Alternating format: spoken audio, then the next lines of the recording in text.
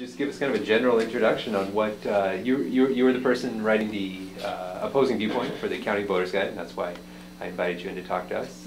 So maybe just tell us why you chose to write that. And, sure. Well, the first disclaimer is, and for whatever reason, on the exit issues, I was offered to be the chair of the Republican Party. I am, but that's not why I am here. I'm here as a private citizen, and the views I'm expressing are not the views of anybody else other than me. I'm a veteran. My dad's a veteran, I'm a veteran, and my son's a veteran. So when somebody decides we're going to have a levy dealing with veterans, I got interested.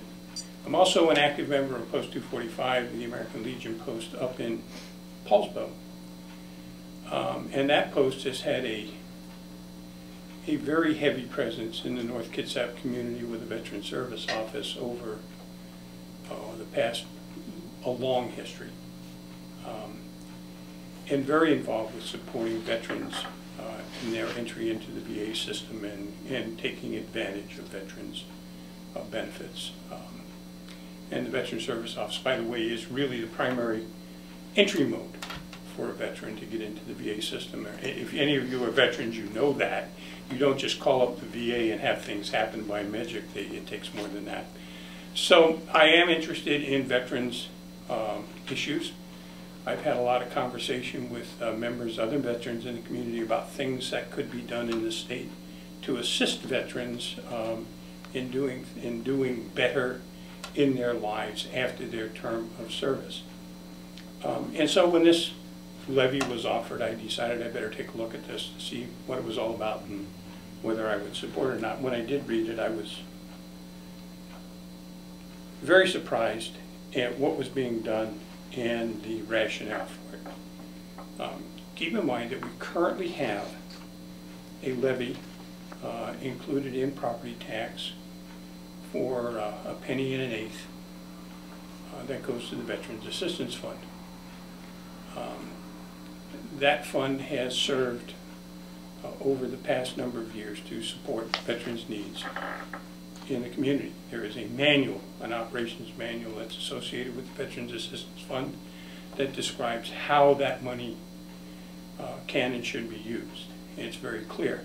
I have some difficulty with the portion that says you can use it to pay delinquent union dues, but other than that, it's pretty straightforward. It's a fairly decent manual. I also know that in 2010, the commissioners, in accordance with law, decided not to allocate funds to the Veterans Assistance Fund as it exists, and in fact simply deferred that money over to, kept it in the general fund. Looking at the proposition, looking at the ballot issue, it became very clear this has nothing to do with veterans. It has a lot to do with a whole bunch of other things. If you look at the sheet I've given you, right now, using the existing Veterans Assistance Fund and using the numbers that are currently being used by the proponents as to how much money Proposition 1 would raise in a year, the Veterans Assistance Fund would raise $300,000 on the same property tax basis. However, the Veterans Assistance Fund is variable, and you can take up to 27 cents as opposed to a penny and an eighth. So it could raise $7 million. So what we have is a choice that's being made by the county commissioners as to whether or not they will in fact allocate more or less of the funds to the Veterans Assistance Fund. It's not that the current Veterans Assistance Fund will not suffice. It's a matter of a decision and priorities on the part of the commissioners. If you go further and look at what the allocations have been and what the payments have been, in 2010, the starting balance was $920,000 in the Veterans Assistance Fund. The expenditures were $400,000. There were no revenues allocated into the fund in 2010, and so they wound up with an ending balance of I don't know, 300 and some odd thousand. No, I'm sorry, whatever that number is. It's $500,000 worth of ending a working balance at the end, less a salary. In 2009, they put $453,000 into the Veterans Assistance Fund. If you take all the numbers and you plug them all together, you find out that the Veterans Assistance Fund is just perfectly okay being funded at the minimal level for an extended period of time. It's not in trouble. You may want to keep a buffer of $180,000, but when times are tight, you don't always get to do what you want to do. You get what you need to do and have to do. On top of that, the fact of the matter is that the existing Veterans Assistance Fund will continue. It's mandated by law. There's no way to simply not collect that 1 1/8 penny per thousand and put in the fund. Proposition 1 is on top of it.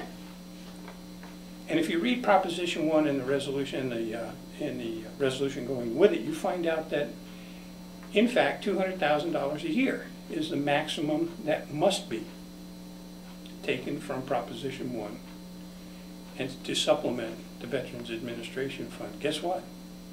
Turns out that's exactly the same amount of money that we can raise and allocate as we stand now. So why are we doing this? What's the sense of raising somewhere in the neighborhood between $8 and $9 million? What are we going to do with it? Well, the first year, we're going to dedicate it to capital projects and unknown administrative costs. It says so right in the proposition. Beyond that, we really don't have any idea what we're going to use this money for, because Section 8 says we've got to have a plan. Unfortunately, we don't have a plan. The plan does not exist. The operations manual we currently have for the Veterans Assistance Fund apparently is not satisfactory for Proposition 1, because we intend to write a whole new plan. Well, where's the sense of that? If you have a working plan, why do you need to replicate it or duplicate it?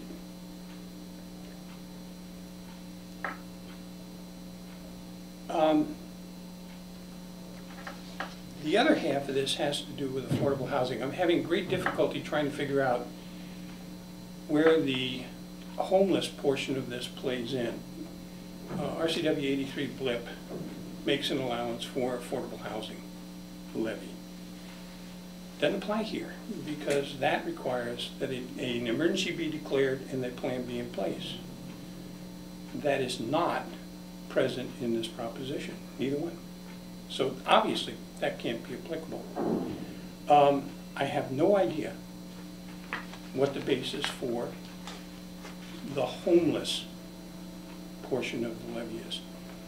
There are funds that are currently available through the state and can be taken out of property tax for people in need.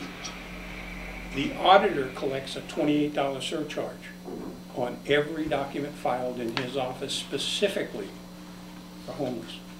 Where's the money going? What are they doing with it? How much is it? None of that stuff is available to us as far as looking at this. Under the Veterans Assistance Fund, the RCW very clearly identifies what a veteran is, who qualifies. And it is period of service and class of discharge. Proposition 1 redefines that. It basically does away with period of service and class of discharge. Anybody who served would be eligible under Proposition 1. Why would we want to change the definition of veteran at this stage of the game? What's wrong with the definition of veteran we have? Quite frankly, somebody who received a bad conduct discharge or a dishonorable discharge, why should we be worrying about them? If the issue is, well, maybe the discharge was terrible, there is a process and a procedure to go back through a board of correction of records and have a discharge reviewed, and in some cases, in many cases, other than honorable discharges have indeed been upgraded. So it's not that this person who got other than honorable discharge is saddled for life with the problem. They're not. But I see no reason at all to now suddenly decide we're going to change the definition of veteran to plug them into this proposition.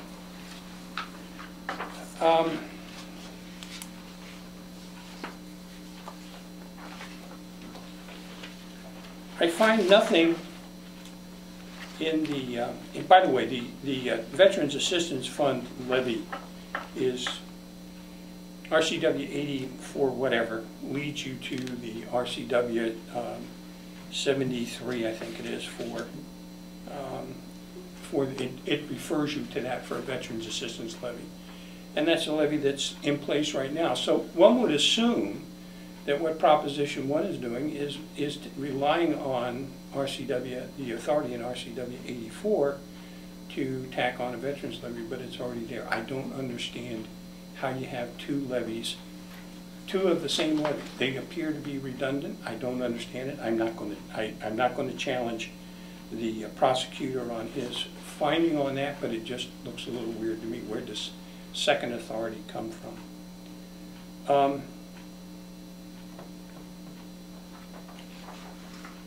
The proponents have told people that the administrative costs will be limited to 5%. Unfortunately, what the proposal says, that's a goal. In the first year alone, they're going to use it for capital projects and basically administrative costs. They'll blow their entire 5% in the first year. In addition, the proposal directs them to spend some time looking to figure out how to renew this levy at the end of 6 years. That tells me that this is not a solution-oriented problem or proposal. This is a Band-Aid proposal where we will continue to try and help people ad infinitum instead of trying to solve problems. There's a lot of things wrong with this, and I cannot find it in my heart to support it.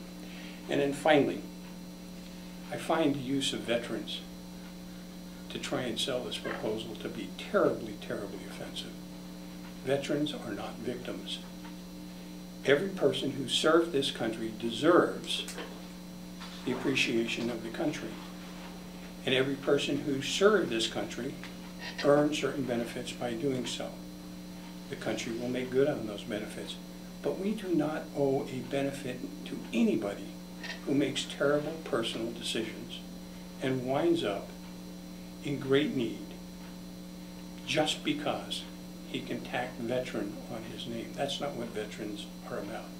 If veterans need help, the first people who will help veterans are other veterans. We really don't need a government agency to try and do that for us. That's why. Maybe I'm misunderstanding something you said earlier, but you were saying that less than 50% of the levy revenues would go to veterans. Yeah. But in here it says... Oh, I know what it says. Go read the proposition. You go down to Section 10, yeah, and you start reading what Section 10 says, and Section 10 really says, hey, we're going to make sure at least $200,000. What about Section 4? What does Section 4? Oh, Section 4 says 50-50, right? Right. Yeah, okay. It says veterans, military families, and those in need. Not exactly. Well, the breakout is when you get to Section 10. Section 10 is pretty explicit. Maybe it's Section 8. I'm not sure. One of the sections. 50% says health services for low-income people and need such services. The remaining 50% should be put in a fund designated for the provision of regional health and human services for veterans, military personnel, and their families. Yeah, veterans, military personnel, and their families. Right. That's not veterans. Military personnel are veterans. Their families are not, okay? And in reality, exactly what services are we going to provide? You know, this levy is going to collect more each year than the United Way collects to handle 35 to 39 agencies in this county. Bother anybody? Ought to bother somebody. It really ought to. Jim Baker was in here. Did he talk about Sally's Camp? Did he talk about how much it cost to run Sally's Camp? He took care of 46 families, as I recall. Let's see. My note said he took care of 46 families over 6 months at a cost of about $12,000 per month. It's $150,000 a year. 46 families. 130 some odd people. What do we need $1.3 million for? What is the capital project? We're going to build a barracks? We're going to build homes for the homeless? What are we going to do with that money? There is no plan anywhere to tell us what we're going to do with it. If we were in here talking about a school levy, and I told you I needed $1.3 million a year for the next 10 years for my school to take care of capital projects, your first and foremost question would be, what are you going to do with the money? I would owe that to you. We have failed more levies because people have not identified the use of the dollars up front. There is no use identified in this. Terms like half of the money will go here, half of the money will go there is nice, but it's meaningless. Specifically, what are we going to do with it? One would think that if we have an identified need for this money, we would have a plan already in place that says this is where the dollars are specifically going to go. One of the first things we're going to do under Proposition 1 is do a study to figure out where the money ought to go. We're going to review things. I'm sorry, if we don't know that up front, how do we know we need the money? We don't. We don't.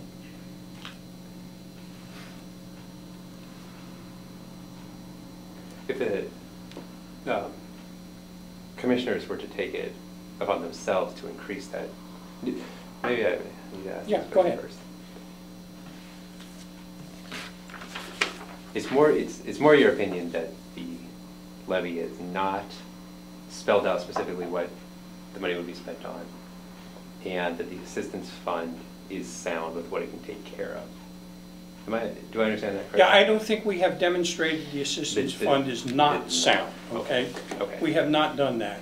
And if we're really looking for dollars, I think the dollars we're looking for might be as much as $200,000 a year.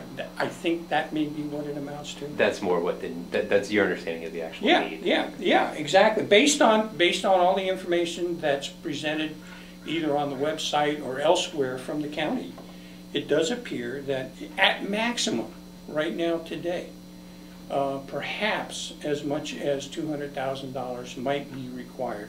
That would take them up to a $500,000 a year max. That's $100,000 over demonstrated need. That does not require a $1.3 million levy. That requires increasing the allocations by like 3/4 cent to make it work. So the question is, why aren't we going there first? And you would rather have the county commissioners make that decision than the voters being asked to do something? No, I think before the county commissioners place a ballot issue before the people asking for 5 cents a thousand, they ought to do their own homework and determine exactly why they cannot continue to fund this program at an appropriate level and make that very clear. It's not clear in the resolution. It doesn't even look like it was necessarily addressed in the resolution. So what I think what the county commissioners have done is they have found a way to be responsive to a couple of community groups and basically float a levy lift of 3/4 cent specifically for the Veterans Administration. And then change the... Yeah, sure, they could have done that. And that would have solved, that would have been more consistent with what the quote demonstrated demand is. Okay. No, I am not interested in not providing service to veterans, but I am not interested in using veterans as a vehicle to collect funds that have no real reason in being. I'm sure we can spend the money, but I don't know what we're going to spend it on. You mentioned the United Way and the work that group does, as well as, there's a number of those collecting. That's how Southwest Camp was funded in the first place. Sure. And then earlier when you were talking, you said I think you said you've spoken to people in other places of the state on different sort of solutions to these problems that our county is facing. In fact, including a couple of the people who are on the Veterans Advisory Committee. What sorts of things? Well, for example, first and foremost, I'm of the opinion that a significant part of our homeless and unemployment problem here in the county has to do more with the manner in which we approach business and business startup than necessarily anything else. We're fairly immune here in the county because of our very large government labor force and the number of professionals we have here to major swings.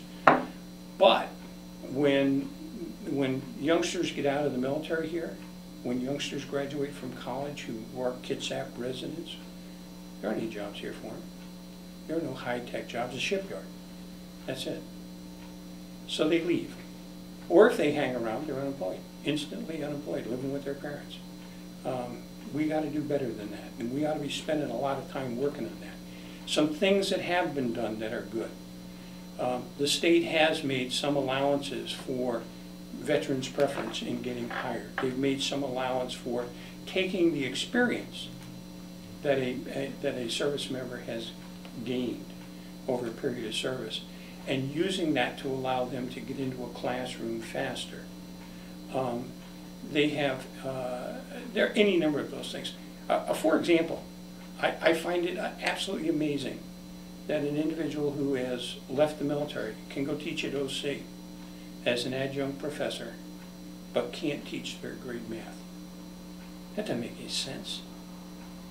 The quality of the people that we have who are in fact leaving the military and the barriers to their employment in the civil sector are nuts. They're nuts. And we got to do better than that. What about the same question applied to folks that are homeless? How do they get homeless and why are they homeless? Those are the questions. People that are homeless were not born homeless. How did they get there? What are the real reasons? We have a tendency to treat symptoms as opposed to treat underlying problems. If in fact jobs were available, would people still be homeless? And the answer is no. So the right answer is in fact create jobs. That's the first responsibility, create jobs. Okay? If we create jobs, then we reduce the homeless issue. Those who choose to be homeless, we can't help them. Nobody can help them.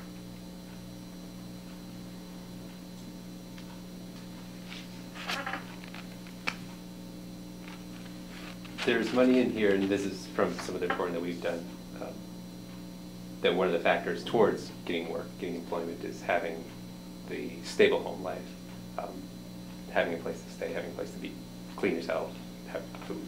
Okay. That leads you to that direction. So some of the money is going into that sort of thing. Sure. Is there some doubt on that those agencies are not showing that need? I guess the right answer is there was a point in time survey done 1st of January, and there is every January. Sure, This year in Kitsap County, the number of homeless was 328 with chronic at 30. Okay? But not my numbers, those are numbers from the state and from the county. So in reality, when we're talking about stable homes, and I recognize that varies from time to time and place to place, we're really talking about 30 people who are the chronic without homes. And let's assume that if the number stays relatively same, that number would also reflect relatively the same. Interesting, on the entire state, the number for veterans, homeless veterans, was something like 1,350. Not a huge, huge number, all things considered, in a state with 6.5 million people. A significant number, but not one that we ought to go to war over. The issue of how to take care of homeless people and the chronic homeless people is in fact get as many of them back at work as possible. That means creating jobs. That means having government get out of the way instead of get in the way.